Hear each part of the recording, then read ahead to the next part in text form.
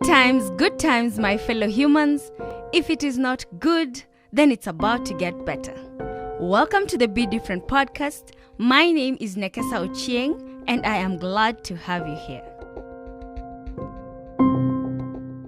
My name is Janice Njoroge. I am a development communications professional, a mother of an amazing 20-year-old daughter. And I love to use my skills, my knowledge, my talent to change people's lives. Yeah. So today we are going to hear Janice's story and how she has used her experiences to make a difference in society. Or she'll tell us what she's doing with in her professional space and even in her. I believe it also goes over and beyond, even in your social space. Yeah. Yeah. Yeah. Okay. Go ahead, Janice. Cool. Mm-hmm. Yeah, Janice Njoroge.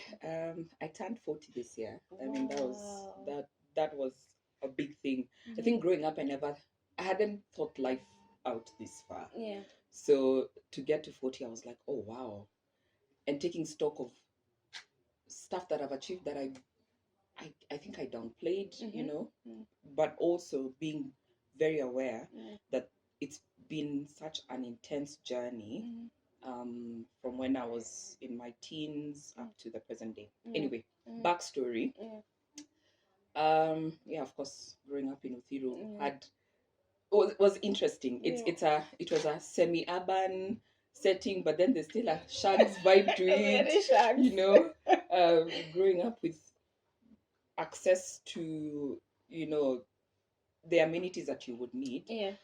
But in a setting that had a very diverse groups of people and stuff like that. Yeah, it's actually called peri-urban. It's almost peri-urban.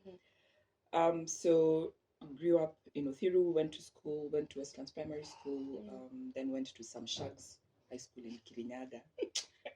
Felt like my folks were they were just punishing me. Went to high school in Kirinyaga, but it was an amazing experience because then I discovered I could sing and do lots of stuff. Then joined Daystar University immediately, I think a year after, not even a year, within less than a year from finishing high school. Now, growing up, my folks, and I love them, I love my parents. They were very strict. You know Mrs. Njoroge. I know. Mwalimu. The good teacher. The teacher. She has taught so many people, by the way. Strict. Yeah. And I always felt that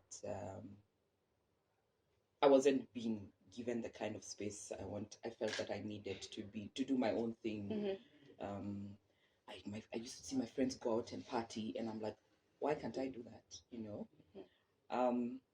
And that made me, it's just ignorance and teen rebellion, really, that then caused me to become quite a rebellious. At least by the time we got to meet, I had kind of toned it down a little, but well, there were still other ugly phases that came up. So during that space, when I between finishing high school and joining campus, I started dating this guy who used to be our neighbor. And I remember one day my mom told me, "Oh, you kijana," and you know the way parents talk. They're like, number one, he's much older than you. Da da da da da. And I'm like, what do you know? I know everything. So I mean, I dated this guy for a while. I think I started dating when I was 18. Then at the age of 19, I got pregnant. I was in uni. I think I was just about to start my second year, and I'm like, wow, pregnant in Mrs. Njoroge's household. Born again woman, nini. She loves God. She's a teacher. She's an example for so many people, and here I am. The whole of Uthiru bringing shame to her family. I remember even we had to move. That's when we ended up being neighbors because we had to move from where we were living. Okay, that was before I think I was pregnant. So being pregnant at that age with very little information and very little knowledge about how to even eat right, I was intent. I think I used to wake up. I was in denial for the larger part of my pregnancy until I was like 8 months. I hadn't told anybody. Were you going for your clinic? Never. I had never gone. I mean, and that's the ignorance I'm talking about. It's just God's grace that that girl was born healthy at 3.2 kgs. Good Lord. You know, I never went. I never went to Never ANC. took your folics. Nothing. It was just winging it. I was so afraid of people knowing that I was pregnant that I remember my dad used to work where my dad used to work. They used, you remember we used to get these Toyota paper bags and t-shirts and all those things. So they'd get those uniforms and stuff. So there were big shirts. So that's what I'd wear, and culottes to hide my pregnancy for 8 months.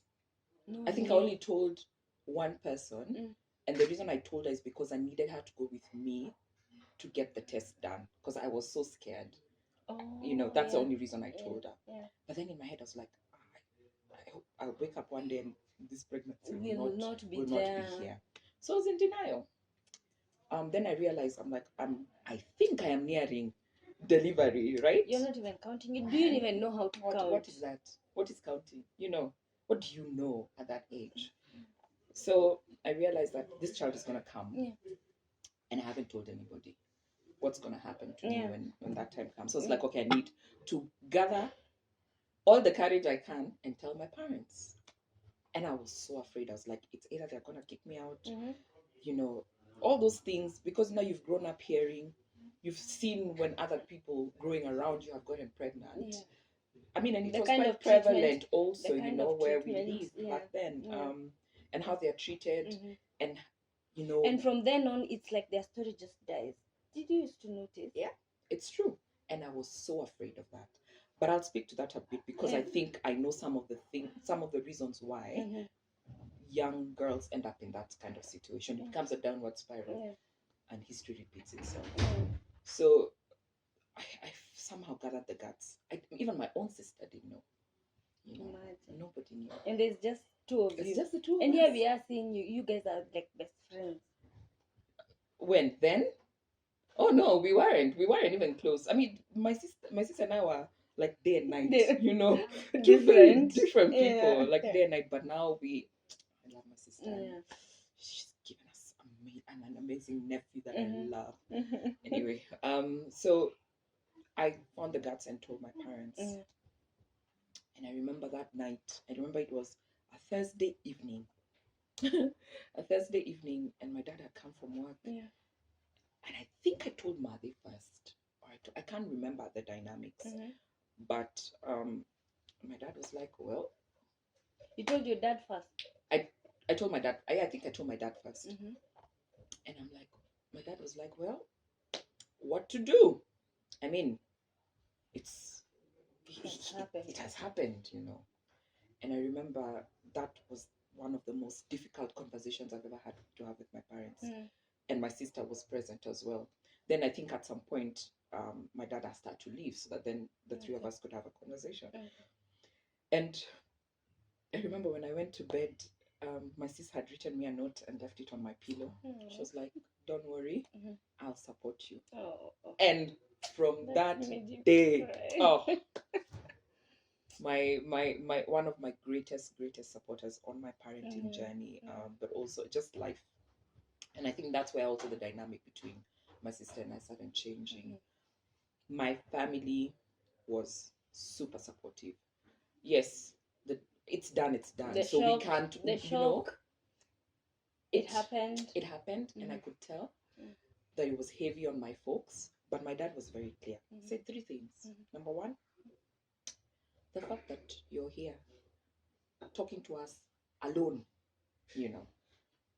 what does that mean? I mean, of course, you didn't get into this situation on your own, right? But the fact that you're here having this conversation alone either means that the person who's responsible either doesn't care or is just not, interested. So we do not know who that person is, right?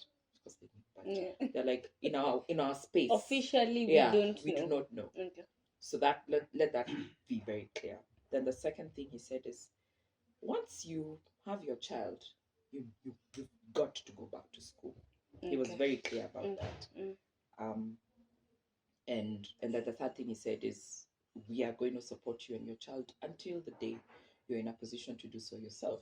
And when you are, then you will take on that responsibility. At that point, the weight of those requirements didn't really sink in, because I was just glad that someone else Finally knew knew. that I was pregnant. So and I think now there was a conversation around, have you ever gone to the clinic? I'm like, what do I even know about Are going you to the taking your clinic? supplements? What is that? What are supplements? What do you know at 19 about stuff Okay, like who that? is good? I know. And do you imagine I only Mm? went to imagine that I only went for one ANC visit. Now after that, only one, Yeah, and then the child came. I remember that the day I went into labor. Yeah. I didn't even like You were in you're not even labor. prepared. Yeah, I'm just like I'm feeling some discomfort.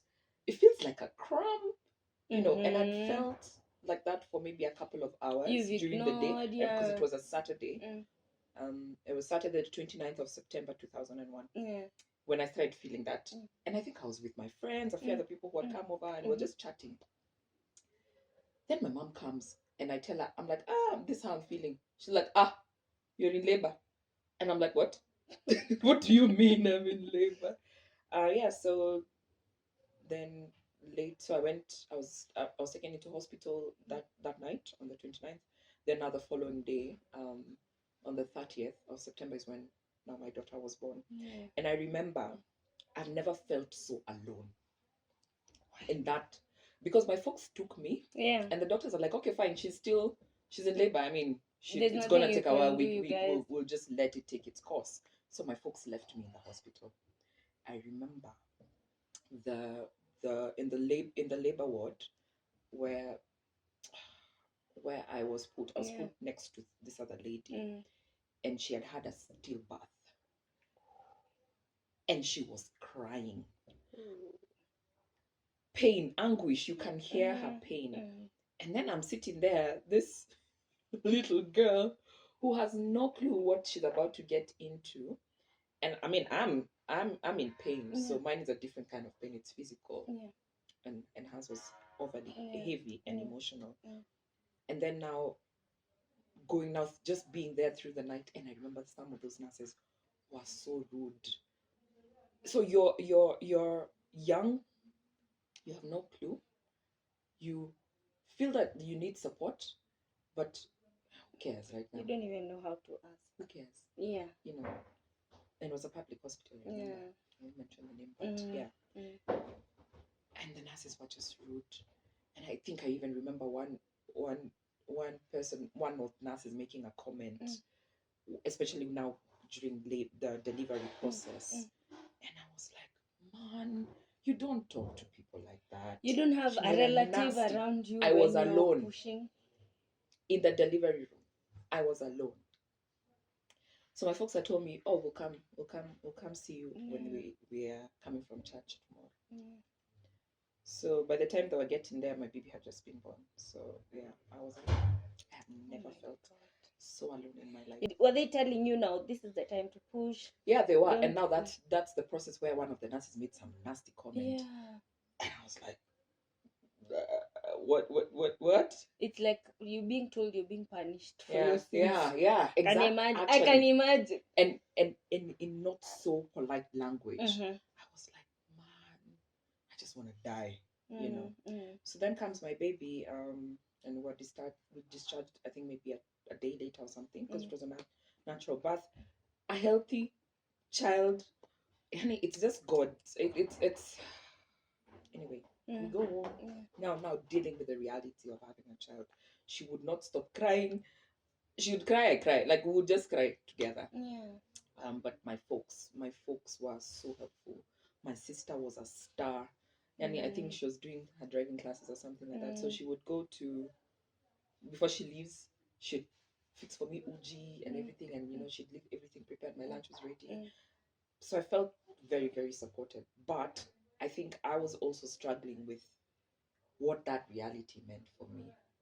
I remember when some of my mom's friends would come and visit, you would hear them make comments and snicker and be like, almost implying, this is it, she's done for, like, yeah. I mean, at this age and you're pregnant, that's all life is ever going to be like for you. And those things stung. It stung in that moment, but I didn't realize until much later, I mean, a couple of years back, is when I realized that because it stuck with me, how much the words were affecting you, how they affected the decisions I made. yeah. That's where myself, I developed self-esteem issues, but it's only later on, a couple of years ago, that I realized what the problem was. Yeah. It's those things that people said. Yeah. It's what I thought I had done to my family, to my folks, causing them shame, and and it didn't stop there. I mean, yes, I did go back to school. Okay, let me just pause there. We were the society was accepting you, but not affirming you. We are busy judging you, but we are like, yeah, we'll care for you and the baby, but we are busy throwing stones. Yeah, that's true. And I think that's what happens with anyone who has kids out of wedlock. Yeah. It's embarrassing. Yeah, fine. Oh, beautiful baby, we love the baby. Yeah. But what kind of support are you giving to this young mother to actually deal with the emotional effect and aftermath of getting pregnant at that point, at that age? And that's what now I was saying. That lack of affirmation at that point. Yes, you can provide financial support. Yeah. You can look after things, my child diapers, when I'm going to work or whatever. Mm-hmm. But nobody talks about what it means here and here. Yeah. That has lifelong implications. Yeah. And that's why now you'll see many young girls who get pregnant at that age then have another child and another one, because it gets to a point where you're like, okay, this is my reality, right? And especially, and I really worry about parents who put pressure on girls who get pregnant to get married. That's the other thing. Because now you're becoming a mother, and then you're going to become a wife. Someone's wife. So what does that mean for any aspirations that you had, that may have to take a back seat? Because, and especially at that age, you're still figuring. You haven't even found out those aspirations. You're still just being introduced to adulting and the life. Yeah. And you need to ask yourself then, who am I? What do I want? What do I want to be? Yeah. Yes. What's my purpose? Yes. And I'm not saying it's necessarily a bad thing that, okay, fine, you shouldn't then get married. The time will come. But I think you're just saying both of the them stigma, at the same time. Because of the stigma that's associated with being a single mother, many parents will be like, oh, the person responsible has to make you a wife. How? There should be room for that kind of conversation to be like, is this a deal breaker? The fact that, that this person, and you have people who are responsible enough to be like, I as the guy responsible, I take responsibility for this woman and this child. But it doesn't have to be marriage, surely, until you guys are ready.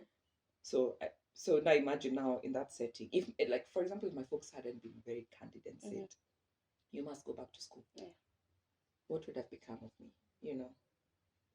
I would have ended up, because then I'm feeling like I'm a burden to my parents, going back to this relationship I was in, and then having another child and another child, not finishing campus. Then now you're raising children in a setting where I already have inadequacies, because I'm like, I failed at, something I thought I was going to do for the rest of my life. Now you're an emotionally damaged person raising children. And that's what you pass on to your kids. That's the thing. And I think that's what needs to be done differently. Yes, you can be accepting of my situation and you can be supportive of me financially, but where's the emotional bit? That's missing. And I have seen that with young girls, and I'm like, we don't talk about it. We don't walk that journey with them. Let me just stop you right there. There's a friend of mine who got paged also, just out of wedlock.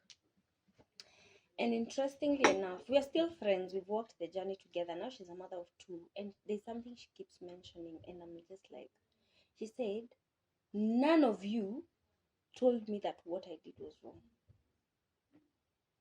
None of us ever called it out. We are her friends. She came in and told us, I'm expectant. I'm like, you're expecting what? Yeah. A job. Yeah. What are you expecting? What exactly? Like, yeah, I'm paid. And I'm like, guy. None of, we just said, okay. Yeah. We just said, okay, there's nowhere we are going. We accept you the way we are, with the way you are, and blah, blah, blah. But now for us, it's an accountability group. But she says that, and I usually feel so bad because she's like, none of you opened your mouth and told me whatever you've done, Nani, is wrong. Yeah. However, and at the end of the day, yeah, no one had the guts to call it out. Yeah. And just, we were just like, and of course that goes that takes away also the emotional support, because if you don't have the courage to tell someone, by the way, what you did was wrong, then we can't even start asking you Mm-hmm. for you to start processing, and Yeah. for you to start really telling us the details Yeah. of how you ended up where you ended up, for you, just helping you process. Yeah. Yeah. I think that's true. And it probably comes from a place of not wanting to look like you're being judgmental to this person who's already, I mean, it Down. sucks. Yeah. It sucks that you're pregnant. Yeah. I mean, your life is about to change. So I don't want to, But I don't want to kick you when you're down, you know, and so you kind of don't call it out. You don't call it out. Mm-hmm. And the other day I was speaking to some teen moms, Yeah. some of them as young as 30. Mm. And I remember having a conversation with them, asking them, so what was your reaction when you learned that you were pregnant? Mm-hmm. And the room, there were like 20 of them. Yeah. And they're like, I was shocked. I couldn't believe it. And I asked them, why were you shocked? Why would you be shocked? You're having unprotected sex. You're a girl of childbearing age because you've had your menses. Mm-hmm. You know that if I have sex without protection, I'm likely to get pregnant or get an infection or whatever. So why would you be surprised when you learn that you're pregnant? Yeah. And they're like, well, okay. And then some will be like, oh, but we use contraception, and then this happened. I'm like, okay, fine, that's a whole different dynamic. But what I tell young girls is, if you're not ready to become a mother, don't have sex. Why? If you're not ready, it's gonna happen. And I think that's what you're talking about in terms of being able to call out some of these things. I found myself pregnant. No, you just don't find yourself pregnant. You do things that put you in a position that it becomes possible for you to become pregnant. And we don't talk about that stuff. Yeah. But it's important. It's a very important conversation to have. Yeah. So I listen to those girls, and they're like, yeah, I was shocked. And I'm like, no, don't be shocked. Anyway, I digress. So going back to school, quite a lot of stuff had to change. I had to become a day scholar, so I had to commute daily. I'd come home, feed my child, do what I could. How long? Continue studying. How long? Maybe just tell us how long. Was After, the child a year? Or... No, she was 3 months when I went back to school. Because she was born in September. In January, I went back to school. What? Yeah. Still breastfeeding? I could not afford to miss another semester. Still breastfeeding? I had to stop breastfeeding at around that time. Oh. Man, I remember getting on the bus to go to school. And my boobs would be leaking, and I'm like, oh my, this is so embarrassing, and I don't want people to know, And the other thing, interestingly, so there were all these rumors, on campus, everything that, we heard. And I knew people were talking about it. And only one person ever came to ask me whether it was true. And when that person asked me, because it was a dude, when he asked me, I was like, yeah, it's true. And I even got my wallet and showed him a picture of my baby. Because then I was like, I know you guys are talking about it, but I was also glad that I could get onto campus, do my classes, and leave. So I never had time to socialize and, go into the nitty-gritties of feeling bad or feeling wishy for myself. But I mean, I knew, number one, I needed to clear campus and get out of there. So then God's favor and me was, and I think it's his way of providing and ensuring that you have everything that you would need to look after this child and kind of reduce the burden. So I got an internship. I did the internship for 3 months, and let me tell you, the knowledge and those words that my dad said, until the day you're able to do so yourself, were always my driving force. Because I was like, I need to reduce this burden from my parents.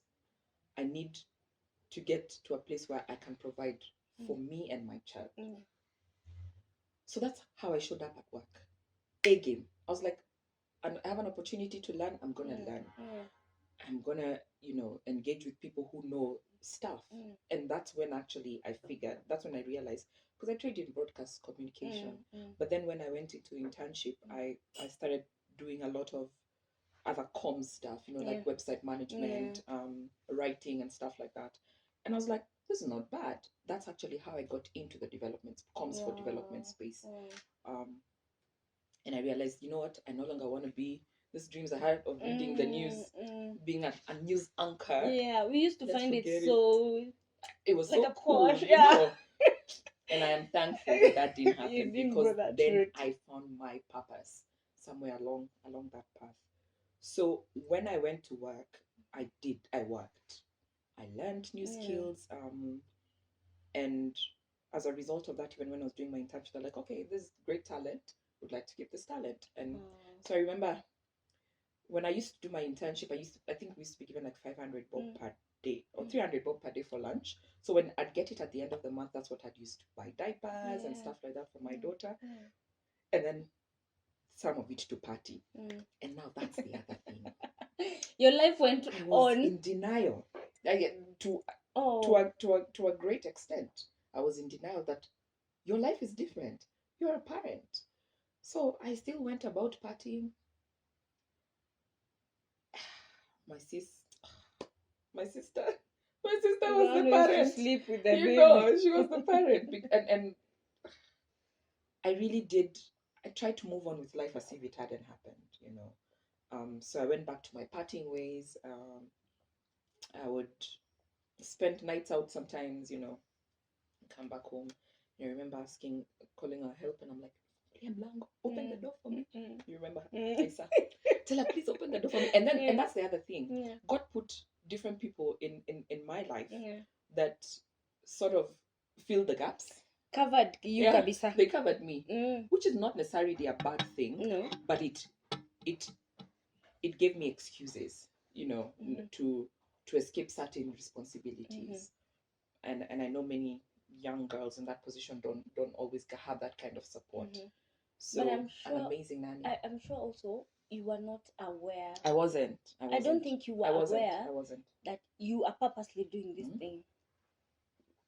I wasn't aware. It's much later that then I was like, number one, I did my daughter a great disservice because I wasn't present, especially the first 5 to 6 years of her life. I was busy partying. Then I moved out of home at some point. So the intention behind moving out of home was, number one, I'm independent and I'm working towards being able to have my daughter live with me. But somewhere in between there, in between that, I was like, this newfound freedom of being able to live in my own space and stuff like that. So then that accelerated my parting ways. I was a weekend mother. I'd come, pick my daughter over the weekend, go with her to my house, then bring her back on Sunday, and then leave my folks and everybody else to take care of that responsibility. Then I go back to my life. But I also understand where my folks were coming from, because they also were like, we don't think you're ready yet to take on this child and live with her. They actually said that. They actually kept saying, we don't think you're ready. And I also use that as an excuse and an escape from that responsibility. Yes, I was paying school fees. I was doing everything. I was providing everything that my daughter needed financially, or other resources. I just wasn't present. So I remember one of my bosses at that time asking me a question. And he's a guy, and he asked me, why don't you live with your daughter? What is the problem? Why don't you live with your daughter? I was like, it's like, those are all excuses. You need, you're working. Yeah. You're gonna be able, you're already providing for this child anyway. Take the responsibility. But then if you can look at it from where this started, I just wasn't ready. You've never been a mother. No. Let's just say that. No. Until that point.